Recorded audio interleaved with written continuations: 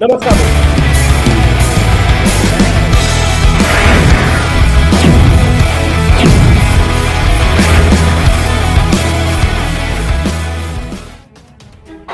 तो आखिरकार गुजरात की दिशा तय हो गई है। न सिर्फ दिशा तय हो गई है, बल्कि यह भी तय हो गया है कि 27 साल बाद बीजेपी ने अपार बहुमत के साथ रिकॉर्ड तोड़ जीत हासिल की। और यह भी तय हो गया है कि 27 साल तक विपक्ष में रहते कांग्रेस को 77 का आंकड़ा छूना तो दूर, जितनी सीटें पिछली बार कांग्रेस को मिली थी उससे करीब करीब 1/4 सीटों पर कांग्रेस जीती। गुजरात से यह भी तय हो गया है कि गुजरात में बीजेपी को हराना करीब करीब नामुमकिन है। गुजरात से यह भी तय हो गया कि आम आदमी पार्टी, जो अब तक दिल्ली और पंजाब में सत्ताधारी दल है, आम आदमी पार्टी गुजरात में 12% से ज्यादा वोट पाकर राष्ट्रीय पार्टी बन रही है। और गुजरात से यह भी तय हो गया है कि जहां बाइपोलर कॉन्टेस्ट हो रहा है गुजरात में जैसे हुआ, उसमें आम आदमी पार्टी की एंट्री विपक्ष के लिए या कांग्रेस के लिए जानलेवा साबित। आने वाले वक्त में चुनाव छत्तीसगढ़, राजस्थान और एमपी में भी होने, जहां बाइपोलर कॉन्टेस्ट है, वहां भी अगर आम आदमी पार्टी की एंट्री होती है तो वहां भी तस्वीर बदलेगी। ये भी तय हुआ। गुजरात में यह भी तय हुआ कि अगर प्रधानमंत्री मोदी गुजरात का बेटा बनकर गुजरात में 80 किलोमीटर का रोड शो करके, गुजरात में लगातार रैलियां करके, गुजरात को प्रतिष्ठा का सवाल बनाकर, यह कहकर कि इस गुजरात को मैंने बनाया, औकात का जिक्र करके, भावनात्मक कार्ड खेलकर हर तरह से अगर मैदान में उतरते हैं तो उनकी पार्टी 150 के आंकड़े को पार करते 149 के उस रिकॉर्ड को तोड़ती है जो 1985 में माधव सिंह सोलंकी ने बनाया। गुजरात से यह भी तय हो गया कि 2025 में राजनीति में, राष्ट्रीय राजनीति में अरविंद केजरीवाल की एंट्री किसी नए राजनीतिक समीकरण का संदेश नहीं। लेकिन आज नतीजे हिमाचल से, सूखे के बीच कुछ बूंद की छींटें भी पड़ी है कांग्रेस पर। कुछ खुशी की खबर भी है कि कांग्रेस, हालांकि वो रिवाज रहा हिमाचल में हर 5 साल में सत्ता बदलने का, उस रिवाज को तोड़ने की कोशिश में बीजेपी लगी थी, लेकिन कांग्रेस की सत्ता में वापसी हुई है 5 साल बाद और बीजेपी सत्ता से बेदखल हो रही है। नंबर स्क्रीन पर देख रहे हैं, 35 सीटों पर बहुमत मिलता है, 68 की असेंबली है। हिमाचल की बात कर रहा हूं, 40 सीटें, मतलब 5 ज्यादा। अदरवाइज बीजेपी को लोग जानते हैं 1-2 नंबर से अगर आगे पीछे होते तो सरकार बीजेपी कैसे बनाती है, लेकिन एक कम बहुमत से 5 सीटें ज्यादा और बीजेपी बहुमत से 9 सीटें कम। तो हिमाचल की तस्वीर है। लेकिन सवाल गुजरात का कि गुजरात के ये नतीजे क्या कहते हैं। भूमिका में कुछ बातें मैंने कही और क्या इस गुजरात के इस नतीजे को लोग पढ़ पा रहे थे। तमाम तरह के एग्जिट पोल जो इशारा कर रहे थे, उस इशारे में बीजेपी को 130, 40, 50 सीटों की बात तो की जा रही थी, लेकिन बहुत सारे एग्जिट पोल में जहां बीजेपी को 145, 40 सीटें भी दी जा रही थी, वहां आम आदमी पार्टी को 9 से 21 सीटें भी दी जा रही थी। वहां आम आदमी पार्टी नुकसान में जरूर है, लेकिन कांग्रेस को लेकर यह आकलन भी कि कांग्रेस निम्नतम स्तर पर पहुंचेगी। 1990-91 में शायद कांग्रेस को 33 सीटें थी, आज की तारीख में कांग्रेस को 16-17 पर अटकती हुई 18 पर अटकती दिख रही है। इसके क्या मतलब है समझने के लिए 2 खास मेहमान हैं। अशोक वानखेड़े न्यूज चैनल और डिजिटल मीडिया के फायर ब्रांड जर्नलिस्ट, खुलकर बोलते हैं और बहुत बिंदास बोलते हैं, बेबाक बोलते हैं, आक्रामकता से बोलते हैं। शीतल पी सिंह हम लोगों में सबसे वरिष्ठ हैं, गुजरात भी हुआ है और अलग अलग जगहों पर जाते हैं, राजनीति को समझने की कोशिश करते हैं। 3 दशकों से ज्यादा का उनका तजुर्बा है। गुजरात हम लोग करीब करीब एक साथ थे। शीतल जी जब लौट रहे थे तब मैं गुजरात जा रहा था और हम लोग आपस में लगातार बात कर रहे थे, जिसमें एक तो सहमति थी कि बीजेपी जबरदस्त तरीके से वापस आ रही है। वो नंबर 120 होगा, 30 होगा, 40 होगा, 50 होगा, 150 पार होगा, इसको लेकर द्वंद कंफ्यूजन था, लेकिन इसमें कहीं नहीं था कि बीजेपी कहीं पीछे छूट रही है। तो शुरुआत करते हैं शीतल जी से, फिर अशोक जी आपके पास आएंगे। शीतल जी, जो नतीजे हैं, कुछ भूमिका में मैंने आगे का के परिदृश्य की भी बात की, लेकिन 150 पार करके 156 पहुंच जाएगी, ये बहुत कम लोगों को लग रहा होगा। 100 और ये एक आकलन था कि जो वोट बटेगा, बहुत सिग्निफिकेंट बात कर रहा हूं, जो वोट बटेगा आम आदमी पार्टी के जाने से, हर आदमी हिसाब जोड़ता था कि 70% कांग्रेस के कटेंगे, 30% बीजेपी के कटेंगे, कोई 80-20, कोई 60-40 ऐसे जोड़ता था। लेकिन जो नतीजे आए हैं, मतलब रुझान के मुताबिक अभी तक जो इलेक्शन कमीशन का डेटा देख रहा हूं, उसमें बीजेपी की लगभग 53%, 50.52 से ज्यादा वोट है, मतलब बीजेपी का वोट 3% से ज्यादा बढ़ा है। कांग्रेस का वोट सीधा 15-17% कम हुआ है और आम आदमी पार्टी को 12-13%, मतलब बीजेपी का वोट तो बढ़ा, आम आदमी ने पूरी तरह से कांग्रेस को साफ किया। शीतल, देखिए, बिल्कुल आपने ठीक कहा कि चुनाव पूर्व हम लोग लगभग एक ही समय में आसपास ही गुजरात पहुंचे थे। हम लोगों के आकलन भी एक दूसरे से मिलजुल रहे थे लेकिन हम में से कोई भी ये घोषणा करने की स्थिति में नहीं था कि वो 120 होगा, 30 होगा, 50 होगा या 60 होगा। लेकिन मैं यहाँ एडमिट करूं, एक सट्टा बाजार के लिए कुछ लोग, मुझे लगता है उसके लिए, उन्होंने कभी मुझसे कहा नहीं कि सट्टा बाजार के लिए करते हैं, लेकिन वो लोग सर्वेक्षण करते हैं। उन्होंने एक पूरी मुझे लिस्ट भेजी थी, मैंने भी कुछ मित्रों को उसे फॉरवर्ड भी की है व्हाट्सएप पे, इसलिए वो रिकॉर्ड पे अवेलेबल है। उस लिस्ट में वो मुझे 146 से 164 सीट जीतती हुई दे रहे थे, नाम समेत दे रहे थे, दे रखी है उन्होंने, मेरे पास तो पहले से वो पोस्ट है। यानी ये हमें स्वीकार करना होगा कि बहुत सारे दूसरे प्रोफेशनल्स हैं इस धंधे में जो हम लोगों से भी बेहतर चीजों की पकड़ रख लेते हैं, और वो दबाव डाल रहे थे बार बार कि आप लोग जो है बहुत कंजर्वेटिवली सोच रहे हैं, ये चुनाव एक तरफा जा रहा है। आम आदमी पार्टी के बारे में मुझे ये लग रहा था जब मैं दिल्ली से चला, सच्ची बात तो ये है, क्योंकि सोशल मीडिया वगैरह पे बहुत सारे लोग आम आदमी पार्टी वगैरह के हम लोगों से जुड़े हुए हैं, हमारे सोशल मीडिया पोस्ट्स वगैरह पे उनके कमेंट्स, रिएक्शंस वो सब आते रहते हैं, उनके अकाउंट्स हमारे पास ज़्यादा है, तो उसका भी एक प्रभाव था कि मुझे लग रहा था कि आम आदमी पार्टी वहाँ कुछ एक्स्ट्रा ऑर्डिनरी करने जा रही है जो दिल्ली से हमारी समझ में नहीं आ रहा, तो देखा जाए।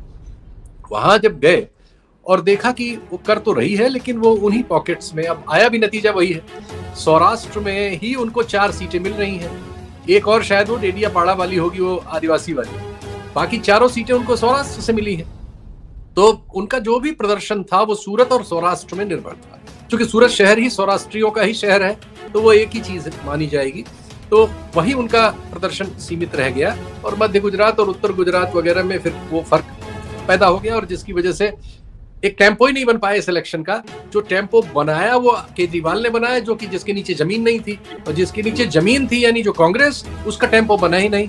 तो चुनाव बिल्कुल बीजेपी को खुला मिल गया, और ऐसे में मोदी जी और उनकी टीम तो भाई जिस सामर्थ्य और जिस लोकप्रियता के शिखर पर है, उसमें उन्होंने इस चुनाव को एक तरफा कर दिया, और अभी लास्ट तो 158 तक, आपका स्क्रीन 156 दिखा रहा है, लेकिन और दूसरी जगहों पे 158 के आसपास वो पहुंच गए हैं। इलेक्शन कमीशन में अभी 157 है, 158 आ गया जी, इलेक्शन कमीशन आ गया, हाँ 158, और वो करीब 54% उनको जो वोट शेयर है ना, वो बड़ा महत्वपूर्ण है।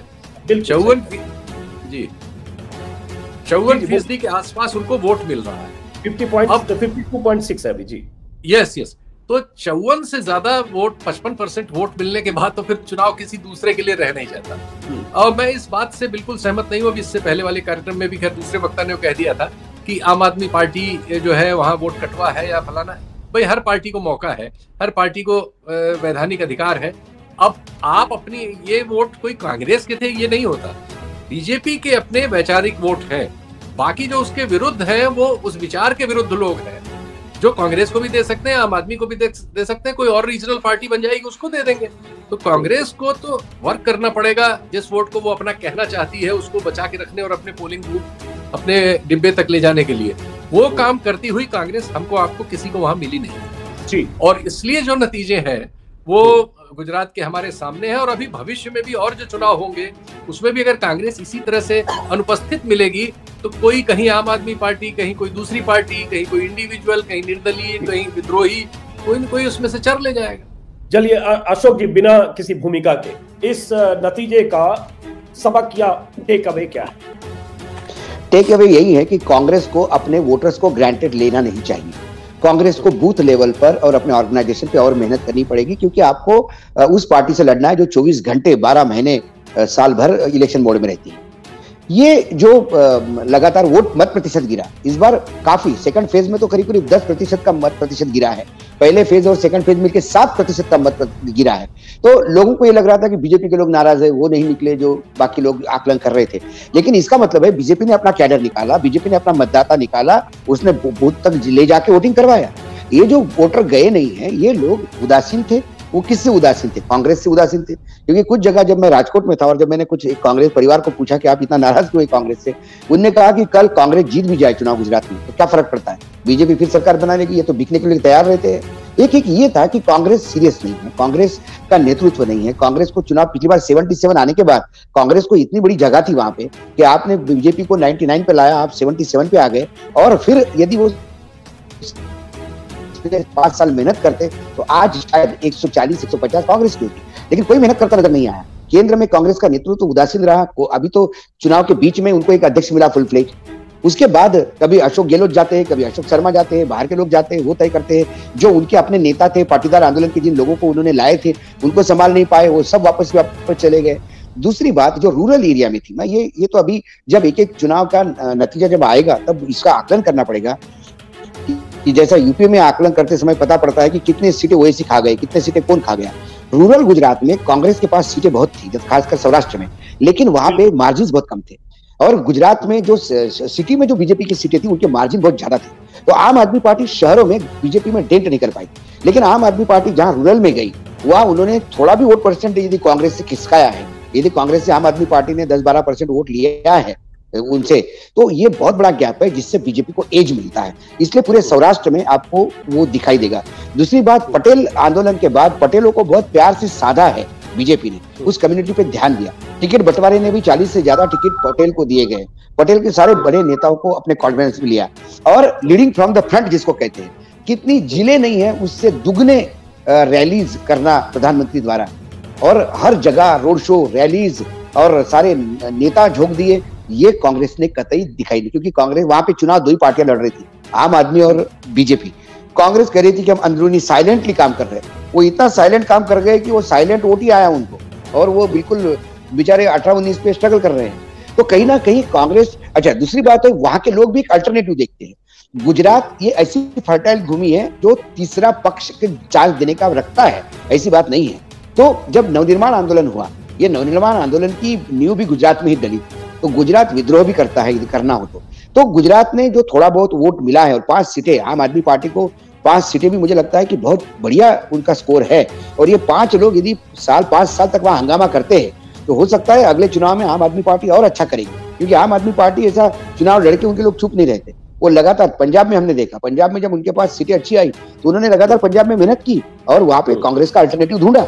जहां जहां कांग्रेस कमजोर है, बायपोलर में कांग्रेस और बीजेपी आमने सामने है, वहां आम आदमी पार्टी और वो अपनी जगह बनाएगी। उनको दिल्ली में सफलता मिली, पंजाब में सफलता मिली, ऐसा उनको लगता है गुजरात में मिलेगी, बाकी राज्यों में मिलेगी, लेकिन बाकी राज्यों में वो बीजेपी की मदद करेगी या वो कांग्रेस को बुरी तरह से नेस्तनाबूद करेगी।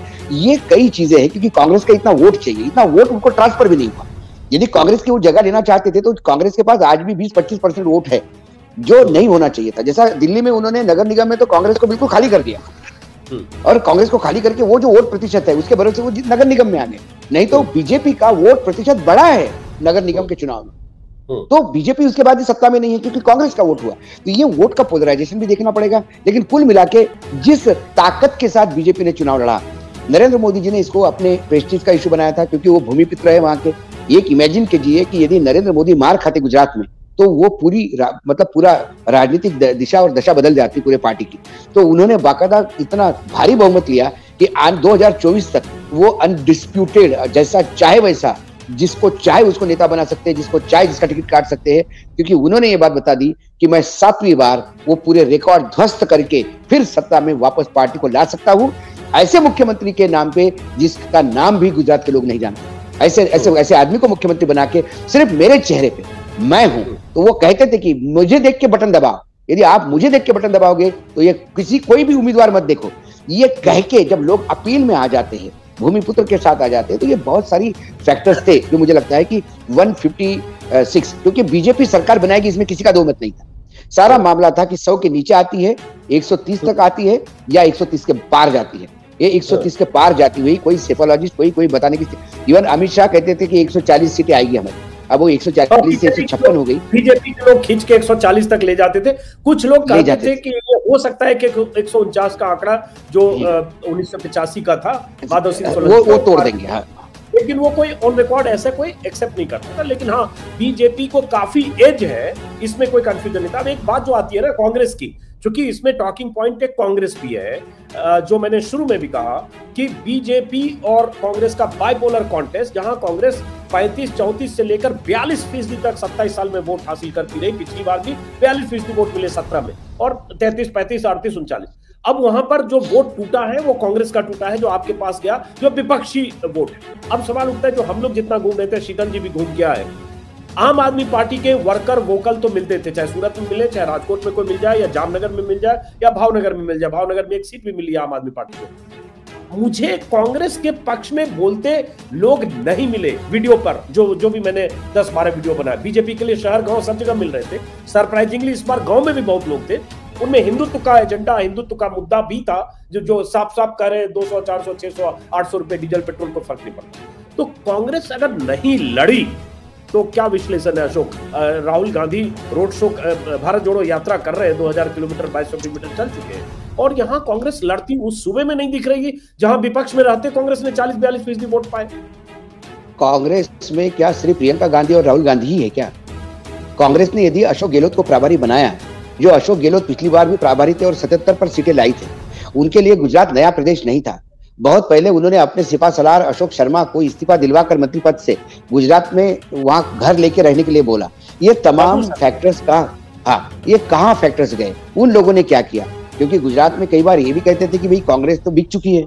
कांग्रेस के जो मुझे कांग्रेस के एक अहमदाबाद में एक ऑफिस बेरर ने कहा, अरे ये तो डील हुआ है, गुजरात हमको दे दो, राजस्थान तुमको दे देंगे।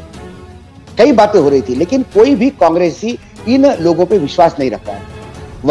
जो उनसे तो आपने वाघेला साहब से तो खुद आपने बात की है, आपका वीडियो पे उनका जो दर्द छलक रहा था कि ये कैसा चुनाव लड़ रहा है। जब वाघेला जैसे आदमी की जो वापस कांग्रेस फोल्ड में आना चाहते थे, यदि उनका दर्द दिखता है, बड़े बड़े नेताओं का दर्द दिखता है, तो आप समझ जाइए कि वहां कुछ ना कुछ कमी थी। वहां बाहर के लोग भेजे जा रहे थे, लोग लोग पर्यटन के लिए गए, कांग्रेस लोग पर्यटन के लिए जाते थे। गुजरात में ड्यूटी लगी है, जाए 4 जिले घूम के आए, सामान वामान खरीद के वापस आ गए, हो गई ड्यूटी।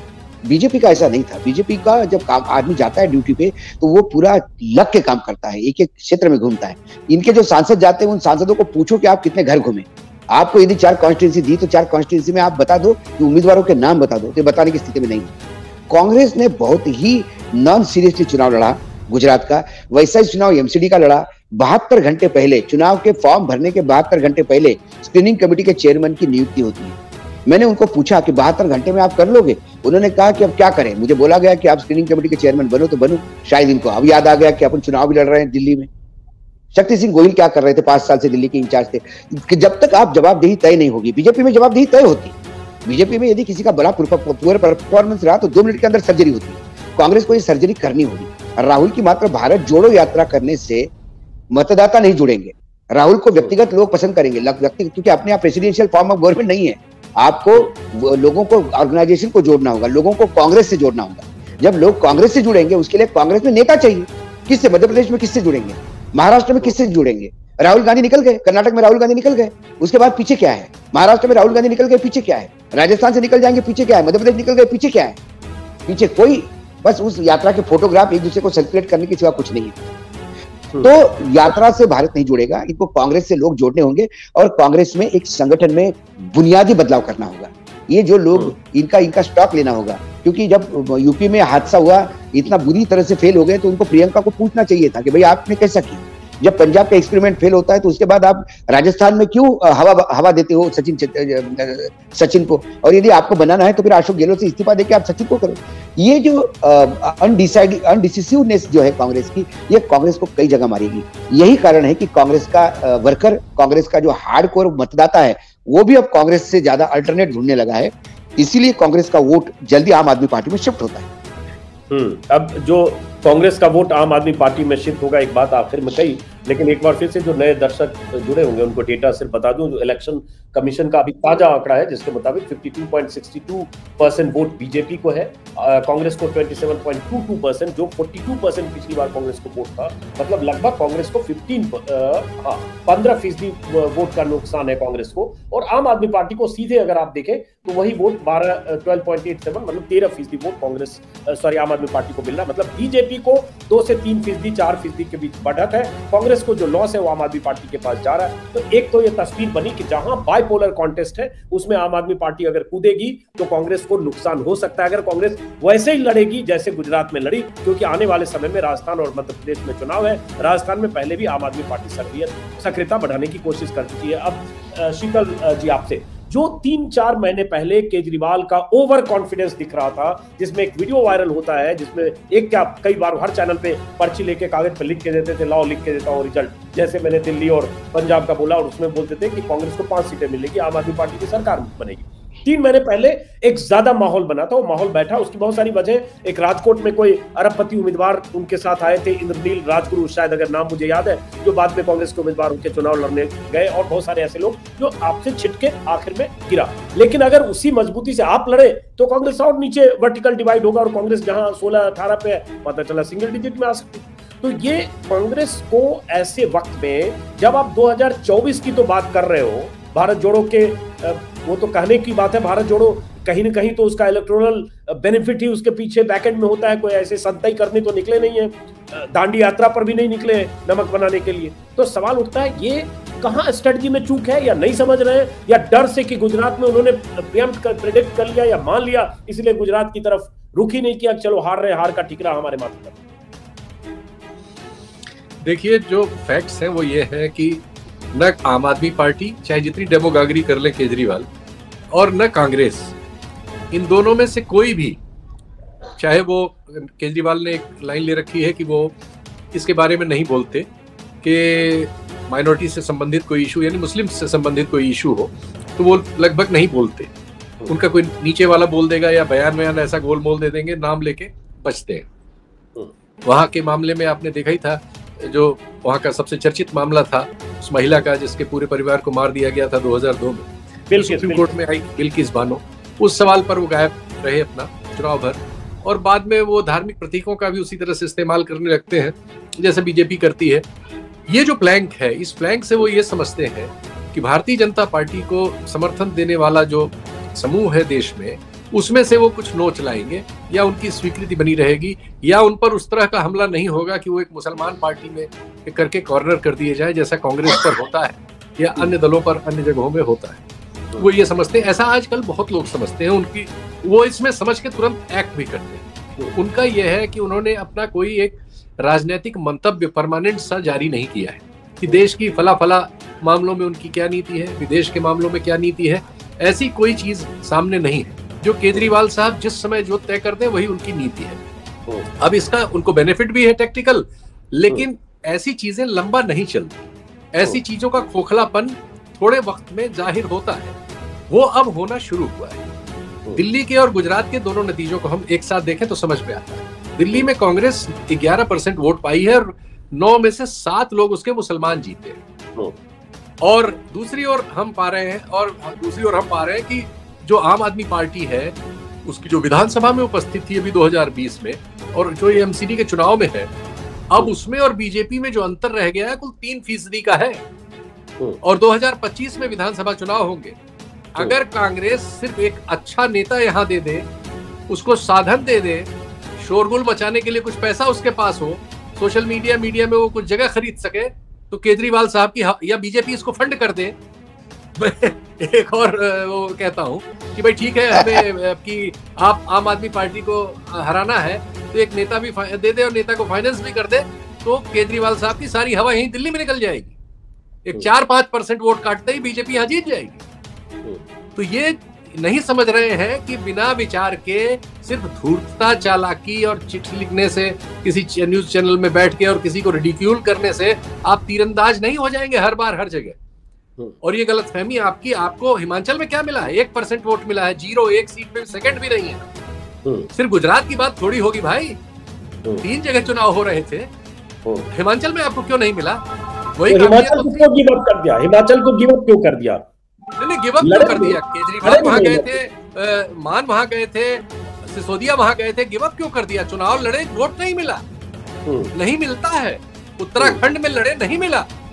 और जिन लोगों को आपने मुख्यमंत्री और फलाना घोषित किया, वो सब बीजेपी में चले गए। ये सारी सच्चाइयों के साथ इन सारी सच्चाइयों के साथ हम परिस्थितियों का आकलन करेंगे ना।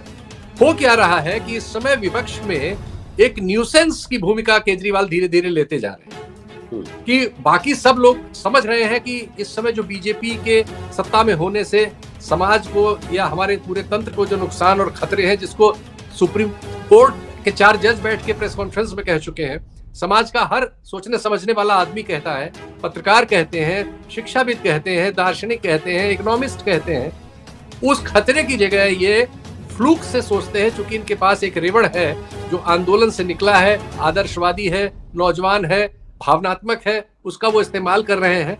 बाकी तो जितने सीनियर लोग थे सबने उनको छोड़ दिया इसी वजह से, क्योंकि वो खालीपन को समझ रहे हैं, या वो लोग हैं जो राजनीतिक रूप से अब उनके साथ बंधक बन गए हैं राजनीति की सफलताओं के, जिनके पास अब कहीं और जाने का स्कोप नहीं है, यही बचा है।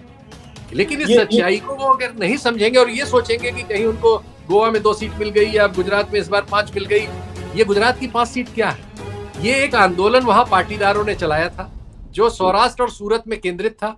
आज जो आपको 5 सीट मिल रही है उसमें से 4 सीट उसी आंदोलन से निकले हुए लोगों या उसी के प्रभाव के क्षेत्र की है। उन्हीं लोगों ने आपको सूरत में जो म्यूनिसिपल कारपोरेशन है उसमें 27 सीट दिलाई, उन्हीं में से आपने एक को अध्यक्ष चुना, उन्हीं में से एक को आपने पार्टी का मुख्यमंत्री घोषित किया। तो एक आंदोलन से उपजी हुई सफलता में थोड़ा आपने साधन जोड़ दिए, चार्टर्ड विमानों से आप यहाँ से वहां पहुंचे, 2 मुख्यमंत्री के रूप में पहुंचे, आपने कैंपेन बनाया, आपके पास एक अच्छी टीम है, शोरगुल आप कर सके, ये सही है। लेकिन हासिल क्या है? हासिल ये है कि बीजेपी को इस बार ऐतिहासिक सफलता मिली है आपकी उपस्थिति से। तो ये जी तो मेरा ये कहना है कि इन सच्चाइयों में जो तलखी है उसको साथ साथ देखना पड़ेगा देश के भविष्य के लिए, देश के समाज के भविष्य के लिए, वरना सब मिलके इसी तरह की सफलताएं बीजेपी की झोली में डालते हुए मिलेंगे। तो सवाल यही है जो आपने कहा, उससे ये निकला कि केजरीवाल के लिए विचार कोई मायने नहीं रखता है।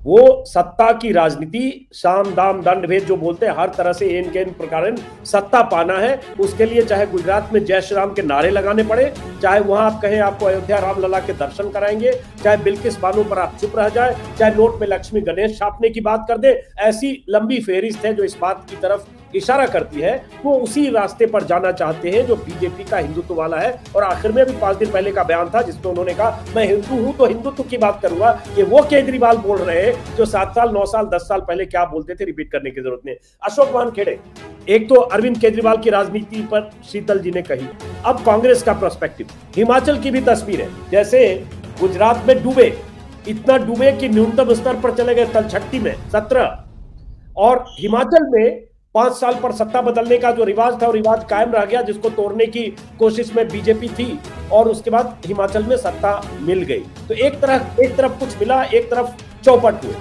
इसको आप देखते हैं इक्वलाइज कुछ किया जा सकता है। हिमाचल में भी केंद्रीय नेतृत्व की कोई खास भूमिका नहीं थी, स्थानीय लीडरशिप, बीजेपी के प्रति डिसग्रंटल होना, इस वजह से जीत हुई, या इसको कैसे देखते हैं आप?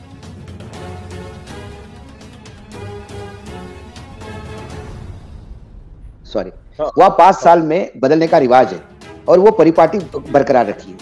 वहां पे मैं हिमाचल प्रदेश की बात करूं तो मुझे लगता है आम आदमी पार्टी को वो ग्राउंड ज्यादा फर्टाइल था गुजरात से, क्योंकि पंजाब और हिमाचल ये एक स्टेट हुआ करते थे पहले, पंजाब से हिमाचल अलग निकला है। तो पंजाब में आपकी सरकार होने के बाद उसका बहुत ज्यादा इम्पैक्ट हिमाचल में पड़ता दिखाई देता है। लेकिन ऐसा क्या हुआ कि हिमाचल में आप एकदम गायब हो गए? क्यों आप गुजरात पे कूद पड़े? गुजरात में आपको क्या मिला? गुजरात में सही कहा शीतल जी ने कि जो पहली उनको सूरत में जो कारपोरेशन में सीटें मिली है वो इसलिए गई थी कि जो वो लोग हार्दिक के साथ कांग्रेस में गए, कांग्रेस ने उनको सीटें नहीं दी। वही पॉइंट था हार्दिक का कांग्रेस के साथ झगड़ा होने का। वो लोग उनको कोई सीट, वो सिंबल चाहिए था, तो वो आम आदमी पार्टी का सिंबल लिया उन्होंने और वो जीत गए। वो आम आदमी पार्टी के कोई 2 साल 5 साल पहले के बने हुए मेंबर्स नहीं थे, वो टिकट लेने गए। तो उनको देखते हुए इन्होंने कहा कि उनको लगा कि हम एक बड़ा आंदोलन वहां खड़ा कर सकते हैं। उसके बाद जो आम आदमी पार्टी लगातार विचारधारा बदलती है, उससे लॉन्ग टर्म में उनको जब नेशनल पार्टी बनाते हैं तो नेशनल, यदि आपको नेशनल लेवल पे रोल करना होगा तो एक आपका डिसिसिव पॉलिसी चाहिए कि दिल्ली में महात्मा गांधी, आप जैसे ही पंजाब में जाते हो तो आपको फिर शहीद भगत सिंह और आम्बेडकर दिखता है, फिर दिल्ली में कुछ ऑब्जेक्शन होता है तो आम्बेडकर को आप डंप कर देते हो, और फिर पंजाब में गुजरात में जाते ही लक्ष्मी गणेश लगाते हो। मैंने तो सवाल भी पूछा था संजय जी से, हमारे मित्र है शीतल जी के भी, मैंने बोला कि अब हर वार्ड में अब लक्ष्मी गणेश की ये तो लगेगी, हर ऑफिस में फोटोग्राफ, क्योंकि महंगाई कम होनी है। तो ये तमाम जगह पे एक ऐसा आदमी, ऐसा एक वोट बैंक है जो उसके साथ जुड़ना चाहता है आम आदमी के साथ पूरे देश में, कि जो मध्यम वर्गीय है, प्रोग्रेसिव है, उनको लगता है कि डेवलपमेंट की बात करता है। वो सारे लोगों का मोह भंग हो गया जब लक्ष्मी गणेश की बात आ गई। और ये सिर्फ दिल्ली में नहीं हुआ या गुजरात में नहीं हुआ, अक्रॉस द कास्ट। मैं कभी महाराष्ट्र जाता हूँ या मैं कभी ओडिशा जाता हूँ तो जो आम आदमी पार्टी के लिए लोग बोलते हैं अच्छा, वो बोलते ये भी तो बीजेपी वाला ही हो गया, ये लक्ष्मी गणेश कहाँ से उठा के लाया। तो वो कहीं ना कहीं उनकी उस इमेज पे डेंट हुआ है। कांग्रेस को बहुत सारी चीजें करने की जरूरत है। कांग्रेस यहाँ जो जीती, मुझे लगता है कि यदि आप इसका फिर पूरे नतीजे आने के बाद विश्लेषण करेंगे तो बीजेपी को बागियों ने डुबाया, नहीं तो बीजेपी बागी को साध जाती। जो 10-15 यहाँ पे जो बागी खड़े हो गए, हाँ, यदि वो सीटें आप ठीक से वोट एक उम्मीदवार के वोट की टैली करेंगे तो आपको ये लगेगा कि टेक्निकली वो बीजेपी की जीत है। बीजेपी निकल जाती बागी नहीं होते तो, लेकिन कांग्रेस ने ऐसा कोई तीर नहीं मारा। जब पिछली बार बीजेपी ने कांग्रेस से सत्ता ली थी तब कांग्रेस को मात्र 18 सीटों पे ले आए थे।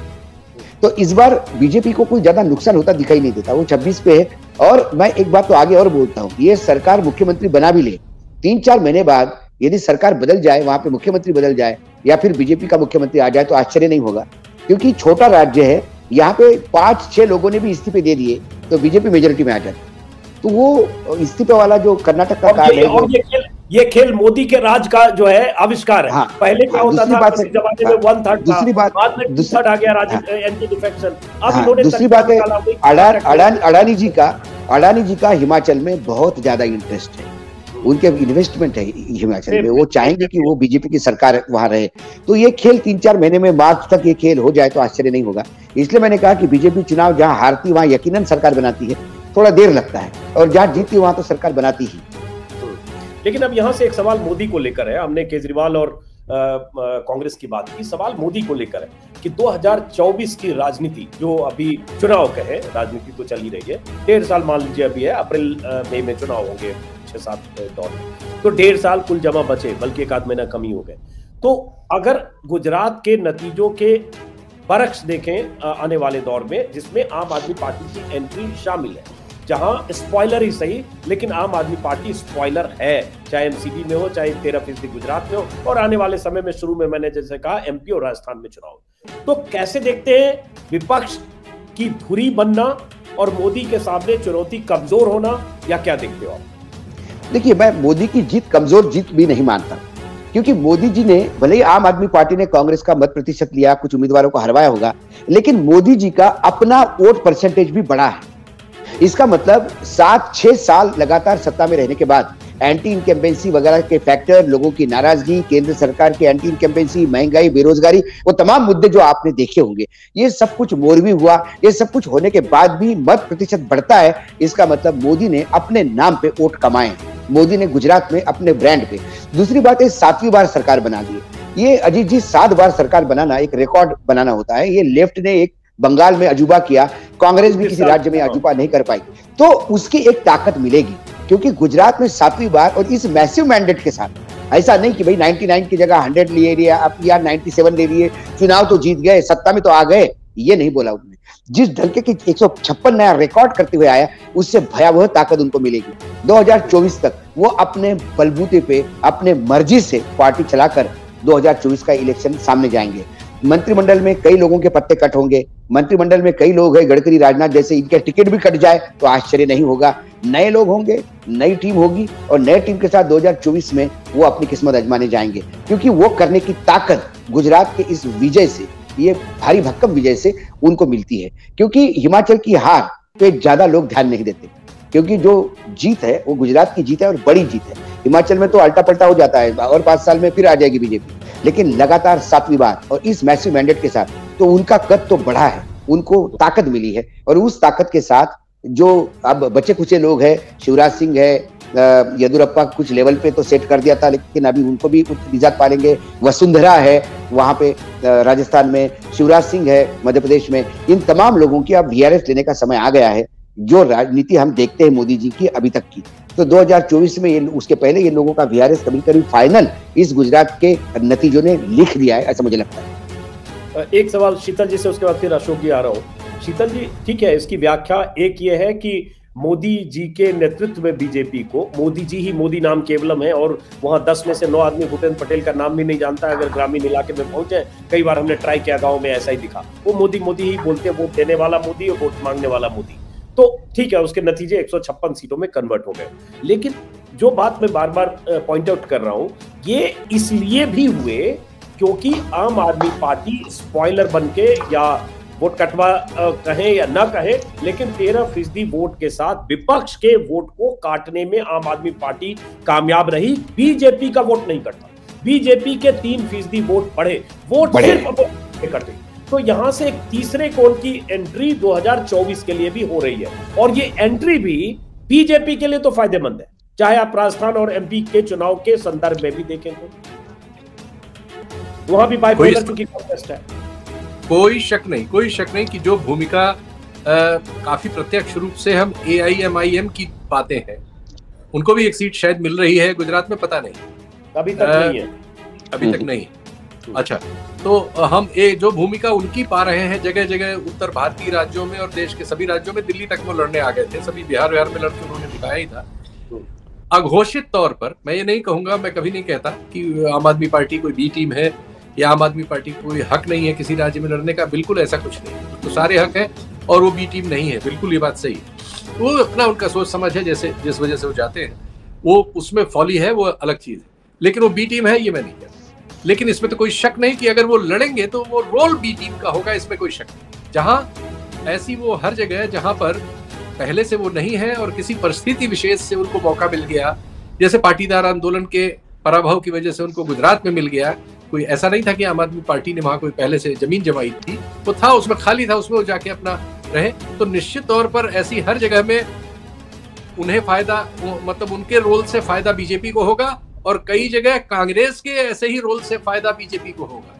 जैसे दिल्ली में, जैसा मैंने कहा था कि अगर दिल्ली में कांग्रेस अपने साइज में वृद्धि करती है तो यहाँ आम आदमी पार्टी के खिलाफ वोट कटवा का रोल कांग्रेस करेगी और फायदा बीजेपी को होगा। तो ये दोनों तरह की परिस्थितियां हमारे यहाँ निर्मित हो गई हैं, और जो अभी चलेंगी राजनीति में, चूंकि मुझे नहीं लगता कि इनके नेतृत्व में इस तरह की कोई समझबूझ है कि ये अपनी इस गलती को बहुत जल्दी सुधार ले। मुझे तो लगेगा कि ये अभी और गलतियां करेंगे, आपस में ज्यादा लड़ेंगे।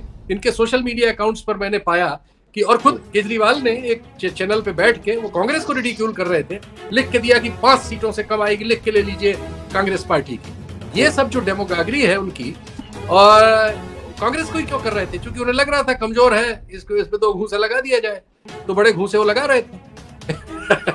तो ये जो चीज है, ये अल्टीमेटली पे नहीं करेगी, ये नुकसान करेगी, और जो उन्होंने कांग्रेस के साथ किया है वही कांग्रेस उनके साथ दिल्ली में इसको आजमा सकती है, और इस सबसे बीजेपी सबसे आरामदायक और खुशी की स्थिति में अपने चैम्बर्स में होगी कि ये दोनों अगर ये काम करते रहे तो इनको फिर क्या, और वो 156, 157 जो भी ले आए, 53%, 54%। मैं बता रहा हूँ कि दिल्ली का अगला विधानसभा चुनाव बहुत रोचक हो जाएगा अगर ये परिस्थिति ऐसे ही बनी रही। अब जैसे शीतल जी ने कहा ना, वैसे ठीक है, लोग बी टीम किसी को कहे, मैं भी नहीं मानता बी टीम क्या, उनको भी चुनाव में, राजनीति में चुनाव लड़ने का, सत्ता में आने का हक है। सिर्फ बात हम उन विचारों की करते हैं जिस विचारों के साथ आप आते हैं, उससे किस हद तक समझौते करते हैं, और कब सत्ता में पाने के लिए कौन कौन से तरीके अख्तियार करते हुए किन मुद्दों पर चुप हो जाते हैं, किन मुद्दों पर मुखर होते हैं, और कब आप ये कह देते हैं कि मैं हिंदू हूं तो हिंदुत्व की बात करूंगा। वो केजरीवाल, क्योंकि हमने अन्ना आंदोलन और उसके बाद की सारी कहानी देखी है, लेकिन उन कहानियों से या वो बदलाव से, उसी से अगर उन्हें फायदा हो रहा है तो वो भी रोज तय करते होंगे कि हमें कैसे बीजेपी के पिच पर भी एक समानांतर रोड बनाना है। अगर बीजेपी हाईवे पर जा रही है तो बगल में कैसे सर्विस लेन बनाते हुए हम आगे उस पर बढ़ते जाए, कांग्रेस को ठेल के कैसे हम पगडंडी पर भेजे ताकि हम अधिक से अधिक हासिल करें। अशोक, आपके पास आ रहा हूं, क्योंकि इस अगले साल आखिर में छत्तीसगढ़, एमपी, राजस्थान चुनाव है। मैंने सुबह के डिबेट में भी जो मेहमान थे उनसे भी पूछा, छत्तीसगढ़ तो चलिए थोड़ा दूर है, लेकिन ये 2 स्टेट बगल में। अब जैसे गुजरात में कुछ सीटों पर जहां देख रहा हूं, संदर्भ वही आम आदमी पार्टी के प्रेजेंस से आगे आने वाले समय में विपक्ष की राजनीति में बदलाव, या कांग्रेस या कोई पार्टी जो चुनौती देने वाली स्थिति में है बीजेपी को, वहां आम आदमी के प्रेजेंस से बीजेपी को फायदा। जैसे हार्दिक पटेल जीत गए, लेकिन आम आदमी पार्टी नंबर 2 पर है, वो सिटिंग सीट कांग्रेस की थी, विरमगांव। ऐसी बहुत सारी सीटें हैं जहां आम आदमी पार्टी की के दखल से 10, 12, 13, 9%, 14, 16% के वोट से वहां के समीकरण बदल गए। इसको मैं आधार पर हम माने कि सिर्फ मोदी जी के करिश्मे की वजह से 156 हुआ, नहीं हुआ। इसमें आम आदमी की एंट्री ने 13% वोट लिया, वो बड़ा फैक्टर है। इसके पहले 27 साल में कोई ऐसी पार्टी नहीं थी जिसे 13% वोट मिल रहा था। 90% वोट कांग्रेस और बीजेपी के बीच थी, 10% वोट अन्य और बाकी लोगों के बीच थी। इस बार 52% वोट बीजेपी ने लिया, 40% में बंटवारा हुआ। अब आते हैं अशोक, आने वाले 2 राज्यों में चुनाव, छत्तीसगढ़ को मिले तो 3।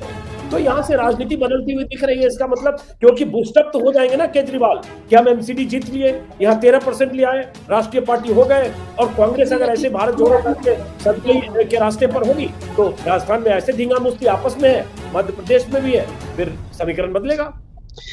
2 चीजें हैं, छत्तीसगढ़ और कांग्रेस, गुजरात में मैं मेजर फर्क समझता हूँ। छत्तीसगढ़ में सत्ता में है कांग्रेस, वहां बीजेपी बिल्कुल हाशिए पे है, और बीजेपी ने कई बार संगठन में बहुत प्रयास किए, नए नए इंचार्ज बिठाए, लेकिन वो बीजेपी वापस अपनी वो संगठन पे ताकत नहीं बना पा रही। दूसरी बात, वहां पैसों की बिल्कुल कमी नहीं है। बघेल साहब के नेतृत्व में चुनाव लड़ा जाएगा, और बघेल साहब पैसा, ताकत, मसल पावर, किसी भी चीज में कमी नहीं पड़ती। दूसरी बात जो है, जो केंद्र का जो ईडी और इनकम टैक्स का जो डर होता है, वो अब बघेल साहब का निकल गया, क्योंकि उनके कई लोग ईडी और इसके चक्कर में जेल में हैं, कुछ लोग अंदर बाहर होते रहते हैं। तो कुल मिलाकर ये लड़ाई सीधी कांग्रेस और बीजेपी की होगी। आम आदमी पार्टी गुजरात में इसलिए कर पा रही है कि कांग्रेस के पास संसाधन नहीं थे, कांग्रेस के पास संगठन नहीं था, वो छत्तीसगढ़ में नहीं है। छत्तीसगढ़ में उनके पास मैसिव मैंडेट है, और अभी तक छत्तीसगढ़ में जो भी विरोध के स्वर उमड़ते आ रहे हैं, बघेल ने अपने ही लेवल पे उसको फायर फाइटिंग करके चुप करवा दिया। ये तो छत्तीसगढ़ की हो गई। लेकिन मध्य प्रदेश बहुत बड़ा प्रदेश है, गुजरात से भी बड़ा प्रदेश आता है। मध्य प्रदेश में कांग्रेस और बीजेपी एज पे है। मध्य प्रदेश में भी पैसों की कमी नहीं है। कमलनाथ और ये दोनों, यदि इन दोनों के हाथ में कमान हो तो वहां पैसे की कमी होने नहीं देगी। यहाँ पे गुजरात, राजस्थान से ही पैसा जा रहा था, राजस्थान को जितना देना था दे रहे थे। इसी बीच में अशोक गहलोत को स्वयं को संकट में पाते हुए उसने भी हाथ खींच लिए। ऐसी कई चीजें हुई जो कांग्रेस यहाँ कमजोर पड़ी, वो मध्य प्रदेश में दिखाई नहीं देता। फिर अभी छत्तीसगढ़ और मध्य प्रदेश, ऐसा कोई कॉर्पोरेशन का चुनाव नहीं, ऐसा कुछ नहीं है जहां उनको अभी कुछ मिला है। एक मेयर जरूर, मुझे लगता है मध्य प्रदेश में ही एक मेयर का पद जरूर आम आदमी पार्टी के पास है, जो लोकल बॉडीज के इलेक्शन हुए, लेकिन वो बिल्कुल उस छिंदवाड़ा और उस एरिया में है जो नागपुर को, विदर्भ को, महाराष्ट्र को टच करता हुआ एरिया है। तो उसका इम्पैक्ट आप इंदौर मध्य प्रदेश या इंदौर मालवा या मध्य भारत या महाकौशल, इसमें दिखाई नहीं देता। तो कुल मिला के आम आदमी पार्टी का हश्र उनको गोवा जैसा होगा, या उत्तराखंड जैसा होगा, या हिमाचल प्रदेश जैसा होगा, यदि छत्तीसगढ़ में वो जाते हैं। गुजरात एक डिफरेंट स्टेट थी। गुजरात में इसका सत्ता में नहीं होना, कांग्रेस का सालों से, बीजेपी का लगातार सत्ता में होना, नरेंद्र मोदी का होम टाउन होना, उसके बावजूद यदि उन्होंने किया तो गुजरात का ही शेयर, मतलब विपक्ष का शेयर लिया, कांग्रेस का शेयर लिया। वो 1% भी डेंट बीजेपी के वोटर्स को नहीं कर पाए। तो ये कोई उन्होंने बहुत बड़ी तीर नहीं मारा। ये तो लगातार, भाई आप जंगल में जाओ शेर का शिकार करने, और एक खरगोश को मार के लाओ और बोला शिकार तो किया है, गए तो शेर का शिकार करने ना, खरगोश मार के आपने क्या किया। तो ऐसे ही कुछ इनकी कहानी है। तो मुझे छत्तीसगढ़ खासकर और मध्य प्रदेश में ज्यादा तकलीफ इनसे होती हुई दिखाई नहीं देती। कर्नाटक बहुत दूर है, हाँ हरियाणा में जरूर कांग्रेस को तकलीफ दे सकते हैं। राजस्थान में भी सीधी वहां जो टक्कर है, यदि कांग्रेस ने आपसी मतभेद खत्म नहीं किए तो वहां बीजेपी सत्ता में आएगी। वहां इसकी कोई जरूरत नहीं कि ये वोट काटेगा तो बीजेपी सत्ता में आएगी। वहां बीजेपी का सत्ता में आना तय है यदि सचिन पायलट और इनकी झगड़े तय नहीं है। दूसरी ओर बीजेपी को भी, यदि वसुंधरा को आपने माइनस रखा, निगलेक्ट किया, तो वसुंधरा अपने जीवन का आखिरी चुनाव ऐसा लड़ेगी जिसमें फिर बीजेपी को तकलीफ होगी। हो सकता है वसुंधरा को निगलेक्ट करने पे अपनी पॉलिटिकल पार्टी भी वो लॉन्च करे, तैयारी वो भी है उसकी। तो कुल मिलाकर वहां पे ऑलरेडी वसुंधरा की तीसरी पार्टी होगी, तो फिर आम आदमी को वहां जगह नहीं होगी, वो बाहर की पार्टी समझाई जाएगी। तो ये 2-3 जो चीजें हैं। आज गुजरात में भी आम आदमी पार्टी को बाहर के ही लोग समझ में आते, बाहर का समझ के ही दिया। सही कह रहे शीतल जी कि जो यदि इनका वोटिंग पैटर्न देखे और जब पूरी लिस्ट आ जाएगी, जब डेटा आ जाएगा, तब आप देखना ये आंदोलनकारियों के भरोसे गए, आंदोलन समाप्त हो गया।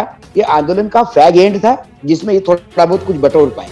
बाकी अब तो वहां ना पाटीदार आंदोलन रहा, ना पाटीदार बीजेपी के साथ चले गए। आंदोलनकारी सब बीजेपी के टिकट पे चुनाव लड़ रहे, जिनको टिकट नहीं मिला वो आम आदमी पार्टी के चुनाव लड़ रहे। तो कुल मिलाकर बीजेपी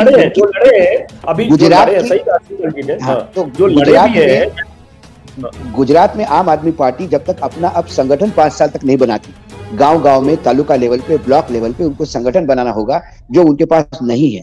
पहले फेज के बाद तो गुजरात में ये चुनाव भी नहीं लड़ी, जो भी चुनाव लड़ी पहले फेज में ही लड़ी। सेकंड फेज में तो वो वैसे ही गायब थे। उत्तर गुजरात कहो या फिर सेंट्रल मध्य गुजरात कहो, जो भी इनका जोर था वो पहले ही वही पाटीदार आंदोलन वाला ही जो बेल्ट था। सौराष्ट्र और दक्षिण गुजरात का जो सूरत वगैरह वो एरिया आता है, वही उनका जोर था। और तो कुल मिलाकर आंदोलन वाला इलाका था। देखिए नेशनल, देखिए अजीत जी, नेशनल पार्टी बनना और नेशनल विकल्प बनना बहुत अलग अलग बातें हैं। आप राष्ट्रीय पार्टी बन सकते हैं, लेकिन आप राष्ट्रीय विकल्प बनने में अभी आपको बहुत बहुत टाइम है। कांग्रेस मरी हुई हालत में भी कांग्रेस के पास आज 12 करोड़ इतना रूट स्टॉक है, 12 करोड़ वोट है, और वो हमेशा उनके साथ लॉयल रहते हैं। जब तक गुजरात जैसी स्थिति नहीं आई कि जहां 7 बार से लगातार वो विपक्ष में बैठ रहे, तो कई बार वो मतदाता छिटक जाता है 7वीं बार में। एक अहम, अशोक जी 10 मिनट सिर्फ रोकूंगा आप। ये जो आपने आखिरी बात कही ना, सही बात उन्होंने कही कि राष्ट्रीय पार्टी बन जाना, उसके लिए क्या है, 4 राज्यों में 6% से ज्यादा वोट आएगा, राष्ट्रीय पार्टी बन जाएंगे। चौथा राज्य गुजरात है, राष्ट्रीय पार्टी बन गए, झंडे बैनर फहरा लिए गए, जश्न मनाया जा रहा है। लेकिन जो अशोक ने कही कि राष्ट्रीय पार्टी बनना और राष्ट्रीय विकल्प बनना, राष्ट्रीय पार्टी, कई बार ऐसी पार्टियां बनती रही है, हम उन पार्टियों की लिस्ट पर नहीं जा रहे हैं, लेकिन शीतल जी, क्या केजरीवाल, जिनकी महत्वाकांक्षा राष्ट्रीय विकल्प बनने की है, कल राघव चड्ढा ने भी कह दिया कि इससे ये तय हो गया, एमसीडी का चुनाव हो रहा है, करें ये तय हो गया कि देश अब केजरीवाल के साथ आगे बढ़ना चाहता है, 24 में केजरीवाल वर्सेस मोदी होगा। आपको याद होगा जैसे जैसे ईडी का शिकंजा कस रहा था, सीबीआई का, तो सिसोदिया हर रोज प्रेस कॉन्फ्रेंस करके कह रहे थे कि मोदी और केजरीवाल की लड़ाई होगी। मोदी भारत को लेकर, केजरीवाल भारत को लेकर क्या कुछ एक नारा भी दिया पूरे देश को एक करने को लेकर। तो क्या केजरीवाल आने वाले समय में राष्ट्रीय विकल्प बन सकते हैं, ऐसी कोई गुंजाइश अभी दिखती है विपक्षी दलों की एकजुटता, बुरी और विचार और मिजाज को देखते हुए?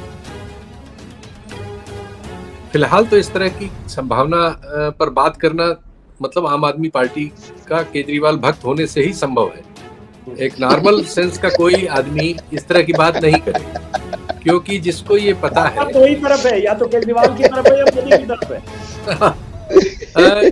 कोई भी देश में जिसमें नॉर्मल सेंस है, जिसको पता है कि इस देश की आबादी 1 अरब 40 करोड़ है, जिसको पता है कि 28 राज्य है, और जिसको पता है कि अभी तक केजरीवाल को पंजाब, दिल्ली और ये वाला वोट भी मान ले 26-27 लाख, ये सब मिलके 2 करोड़ भी नहीं होते। तो एक और कांग्रेस को पिछले चुनाव में 12.5 करोड़ वोट मिला है। आप अभी ये सारी सफलताओं के बाद वही 1.5-2 करोड़ के क्लब में है, जिसमें ममता बनर्जी पहले से है, जिसमें रेड्डी है, जिसमें नीतीश कुमार भी हैं, जिसमें स्टालिन भी हैं।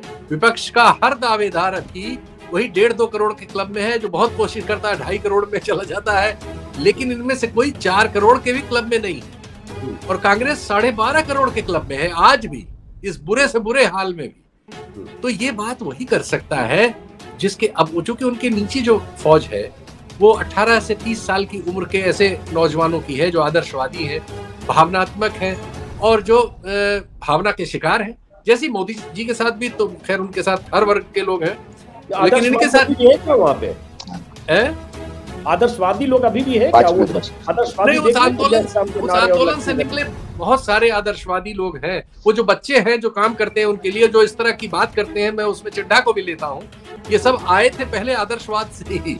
अब उसमें आ जाने के बाद अब सबकी करेक्ट, अब सबकी अपनी अपनी भूमिका हो गई है। तो अब उस भूमिका को भी छोड़ के वो एकाएक, उसका विकल्प नहीं है ना, वहां छोड़ दे तो कहाँ जाएंगे? सब बीजेपी में थोड़ी ठिकाना सबके लिए है। जब माधव और सिंधिया बेचारे बेचैन हैं तो इस तरह के तमाम लोगों के लिए भविष्य भी नहीं है, इसलिए वही है।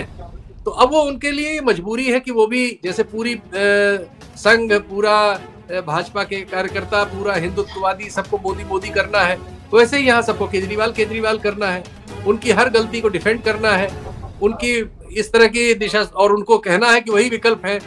तो अब समस्या वही है कि उसका कोई हल नहीं। और वो जो है, चूंकि उन्होंने ऐसा बना लिया है कि अब उसमें या तो सबऑर्डिनेट है, या सर्वेंट है, या सस्पेंडेड है। अब उनके यहाँ कोई कंसल्टेंसी वाला या बराबरी का हक रख के कोई गलत बात को गलत कहने लायक उनके आसपास कोई नहीं।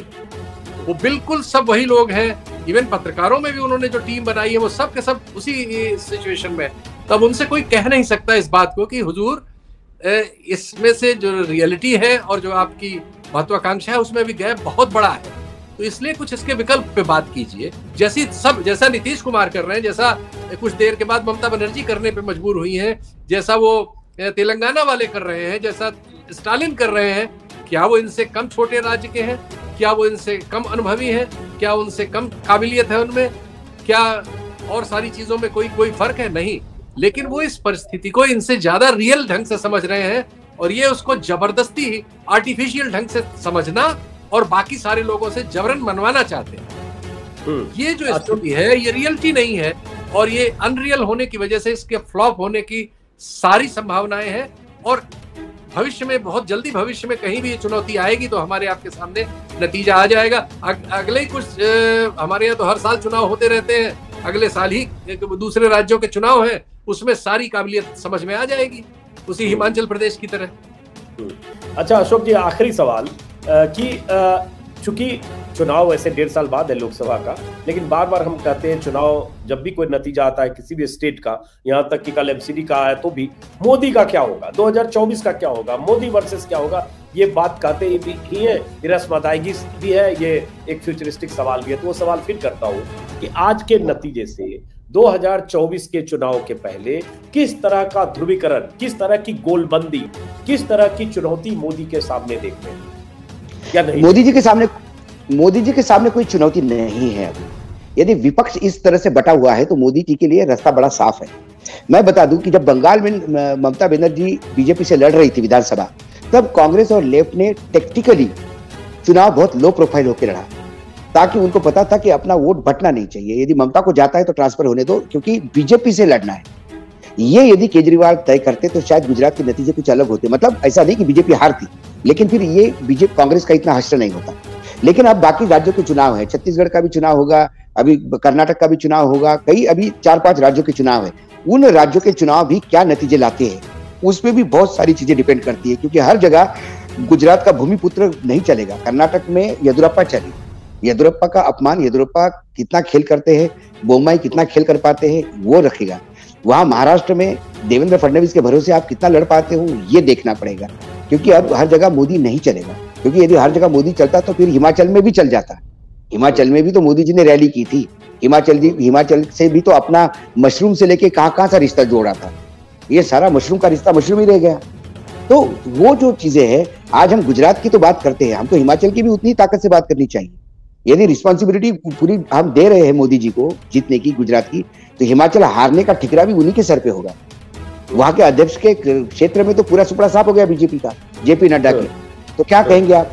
तो ऐसी कई चीजें हैं, मैं ऐसा नहीं मानता। हाँ, भारतीय जनता पार्टी की अंदरूनी राजनीति में नरेंद्र मोदी और बड़े सुपरमैन होकर उभरे हैं, लेकिन राष्ट्रीय पटल पर अभी बाकी है, चीजें बाकी है। 2016 महीने में और भी बाकी चुनाव होने हैं, वहां के नतीजे भी, इवन हिमाचल का नतीजा भी कहीं ना कहीं ये बता देता है कि आपका ब्रांड दिल्ली से 200 किलोमीटर दूर भी नहीं चला हिमाचल में। और ऐसा ही यदि कर्नाटक में कल उलट पलट हो जाता है तो फिर उसके बाद क्या कहोगे? कर्नाटक को क्या कहोगे? ये तो अगले साल, सही बात है, एमपी तो फिर मैंने इसलिए इंतजार करना होगा, विपक्ष के पॉइंट ऑफ इंतजार करना होगा। हाँ, भारतीय जनता पार्टी की अंदरूनी राजनीति में मोदी सुपरमैन बनकर उभरे, इसमें कोई दो मत नहीं। अच्छा, 10 मिनट समय है अशोक जी और शीतल जी आपके पास? 10 मिनट और? नहीं सर, अच्छा मैं चलिए, क्योंकि शीतल जी आपसे 10 मिनट पे, चलिए आपको फ्री करता हूँ अशोक जी, शीतल जी को 10 मिनट और कंटिन्यू करता हूँ, क्योंकि माफ करें, यूपी से भी नतीजे आ रहे हैं। मैनपुरी के नतीजे अभी नहीं आए हैं, लेकिन जो लगातार रुझान है वो नतीजे मान लीजिए। यूपी में चूंकि सबको पता है, रामपुर में विधानसभा की सीट आजम खान की सदस्यता खारिज होने से खाली हुई, खतौली की सीट विक्रम सैनी की सदस्यता खारिज होने से खाली हुई, और मैनपुरी ऑब्वियसली नेताजी के निधन के बाद। मैनपुरी से है कि 2 लाख से ज्यादा वोटों से डिम्पल आगे है, 2 लाख से ज्यादा, एक तरह से जबरदस्त रिकॉर्ड वोट, जो पहले कहा भी था शिवराज ने और माफ करें शिवपाल सिंह ने, और कि हम ज्यादा वोट से जिताएंगे। यहां से क्या टेक अवे है? मैनपुरी में क्या बीजेपी ने वैसी गोलबंदी नहीं की जैसी आजमगढ़ में की गई थी? दिनेश यादव को खड़ा किया गया, सामने गुड्डू जमाली शाह आलम भी थे बीएसपी के, या बीजेपी ने गोलबंदी नहीं की जैसा मैंने कहा, और या फिर नेताजी के या मुलायम सिंह यादव के निधन के बाद सहानुभूति लहर में सारे लोग एक होकर साथ आ गए डिम्पल? क्या माना जाए? देखिए, सबसे महत्वपूर्ण बात यह हुई कि अखिलेश यादव में गुड सेंस प्रिवेल हुआ और उन्होंने अपने चाचा शिवपाल यादव के साथ ट्रूस कर लिया। और आज ये पता चला कि शिवपाल यादव जी ने अपनी पार्टी सपा में विलय कर ली है और झंडा आदान प्रदान हो गया है, जैसी और संकेत हैं कि वो भविष्य में लीडर अपोजिशन वहां बना के विधानसभा में उनको रख के अखिलेश राष्ट्रीय राजनीति का जिम्मा लेंगे। सबसे पहले अखिलेश ने एक वाइज कदम लिया इस वक्त पर, जब उनके पिता की अनुपस्थिति हो गई है। निश्चित तौर पर वो एक ऐसी कॉन्स्टिट्यूएंसी थी जिसमें एक मुस्लिम मतदाता बहुत कम है, वो मुद्दा उस तरह से नहीं बन सकते। दूसरा यह है कि यादव मतदाता बहुत अधिक है, और 2-3 कॉन्स्टिट्यूएंसीज ऐसी हैं जिसमें एक शिवपाल जी की भी जो बहुत बड़ा प्रभाव रखती हैं उसमें। और उसमें ये सही है कि योगी जी ने पूरा जोड़ लगा दिया था, शाह के एक उम्मीदवार दिया जो पहले सपा का ही था। सही बात जी, और उन्होंने कोशिश की थी कि गैर यादव मतदाताओं की एक गोलबंदी कर लें, लेकिन नेताजी के प्रति सिंपैथी और पारिवारिक एकता ने इस मतलब प्रयास को, योगी जी के प्रयास को विफल कर दिया है। ऐसा अब तक के जो नतीजे आ रहे हैं वो साबित कर रहे हैं, और इससे अखिलेश को बहुत बड़ा बूस्ट मिलेगा, क्योंकि लड़ाई जम के हुई थी और योगी जी कई बार गए थे, उनकी सभाएं और उनके बयान और वो सब आ रहे थे।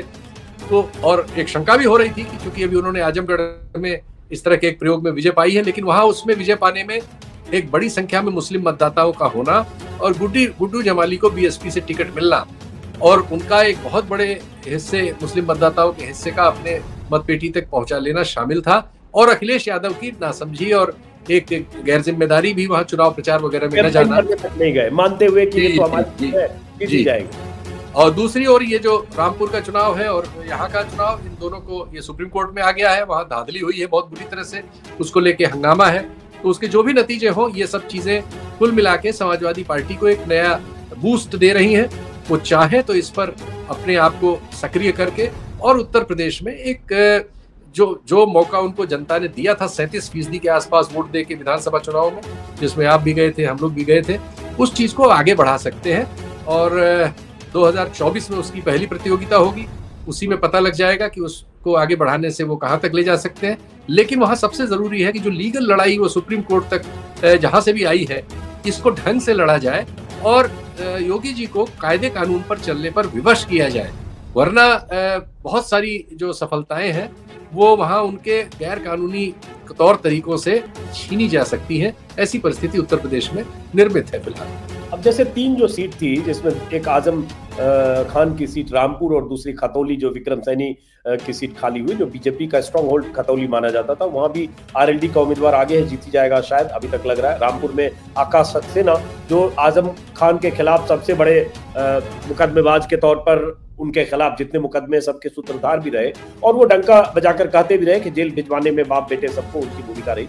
वहां भी रामपुर में हालांकि लोकसभा चुनाव में झटका लग चुका था, उसके बाद भी विधानसभा में लगता है जीत हो जाएगी। और डिंपल की तो बात है की, क्या इससे कुछ महीने पहले हुए विधानसभा चुनाव मार्च में और अब हम दिसंबर में हैं, 8 महीने 9 महीने हो गए, क्या इससे कुछ परिस्थितियां बदली या इन तीनों के रुझान नतीजे को 2022 के मार्च के चुनाव में जहां सपा को हार मिली उससे कोई तुलना करके नहीं देखना चाहिए?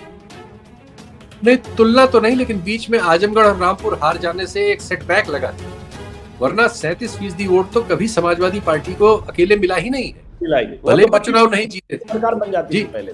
जी, तो उस लिहाज से उनकी बड़ी सफलता थी। उस सफलता को उनको आगे बढ़ाना था, जनता के सवालों पर खड़े होकर। लेकिन चूंकि अखिलेश जिस तरह की राजनीति करते हैं, ट्विटर राजनीति, उससे उनकी स्थिति नकारात्मक हो रही थी। और फिर रामपुर और आजमगढ़ हार जाने के बाद एकदम उत्साह उनके समर्थकों का और सबका कम हो रहा था। लेकिन अब इस जीत से उनको एक बूस्टर मिला है। मैंने जैसा कहा कि अगर उनमें काबिलियत होगी तो वे इसका बेहतर इस्तेमाल करेंगे और 24 से पहले एक वातावरण उत्तर प्रदेश में एंटी इनकम्बेंसी वगैरह जो जनरेट होती है और जो पॉलिटिकल सोशल कॉम्बिनेशन है जो उनके पक्ष में है, उसको मजबूत करने में अगर लगेंगे तो 24 में फिर उससे चुनाव में कुछ परिवर्तन हो सकते हैं। चलिए, बहुत बहुत शुक्रिया शीतल जी और तमाम दर्शकों का बहुत बहुत शुक्रिया। जो नतीजे आए और आ रहे हैं वो आप देख रहे होंगे टेलीविजन चैनल पर भी, हमारे स्क्रीन पर भी। गुजरात में जबरदस्त कामयाबी के साथ बीजेपी रिकॉर्ड तोड़ जीत के साथ सत्ता में वापस आ रही है 27 साल बाद, 7वीं बार एक बार फिर से।